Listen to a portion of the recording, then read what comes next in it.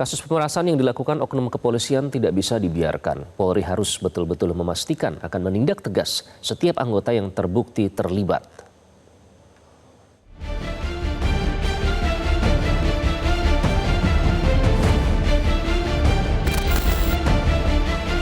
Polda Metro Jaya masih terus mendalami kasus dugaan pemerasan yang dilakukan oleh mantan Kasat Reskrim Polres Metro Jakarta Selatan, AKBP Bintoro. Pihak bidang Propram Polda Metro Jaya akan menggelar sidang kode etik profesi Polri terhadap AKBP Bintoro dan 3 anggota Polri lainnya pada 7 Februari mendatang. Ini kan rangkaian proses ya, dari awal ada informasi, ada proses klarifikasi, kemudian setelah ditemukan ada dugaan pelanggaran kode etik berupa penyalahgunaan wewenang, dilakukan penempatan khusus sementara, dan nanti hari Jumat akan dilakukan sidang kode etik.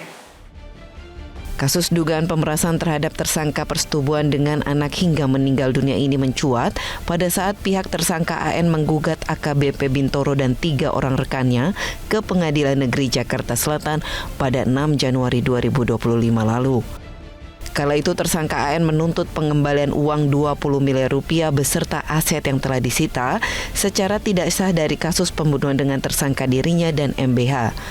Kasus dugaan ini kemudian ramai dan menjadi perbincangan masyarakat terutama di jagat media sosial. Kasus pemerasan oleh oknum polisi turut dirasakan seorang warga sipil di Semarang, Jawa Tengah. 2 oknum polisi dari Polrestabes Semarang melakukan pemerasan kepada warga berinisial S.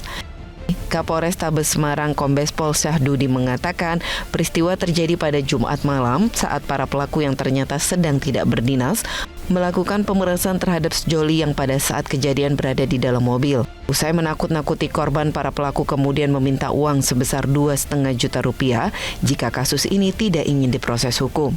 Kedua korban kemudian diantar untuk mengambil uang di ATM di sebuah minimarket di Jalan Telaga Emas, Semarang Utara. Menemukan ada 2 orang anggota Polri, satu dari SPKT Polrestabes Semarang dan satu lagi dari anggota unit Samapta Polsek Tembalang.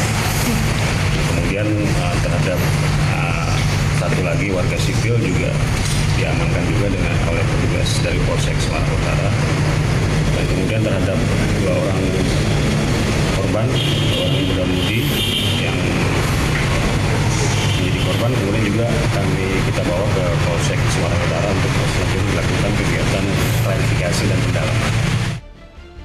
Di akhir tahun 2024, ada 18 oknum polisi memeras 45 warga negara Malaysia saat menonton gelaran DWP di J-Expo Kemayoran, Jakarta Pusat pada 13 hingga 15 Desember 2024. Belasan anggota itu dari Polda Metro Jaya, Polres Metro Jakarta Pusat, dan Polsek Kemayoran. Dalam kasus ini, Divisi Propam Mabes Polri menyita barang bukti uang senilai 2,5 miliar rupiah yang disinyalir merupakan kerugian korban. Uang itu kemudian ditampung di sebuah rekening khusus yang telah disiapkan. Polri pun telah memberikan sanksi tegas kepada oknum anggotanya yang terlibat dalam dugaan kasus tersebut. Tim Liputan Metro TV.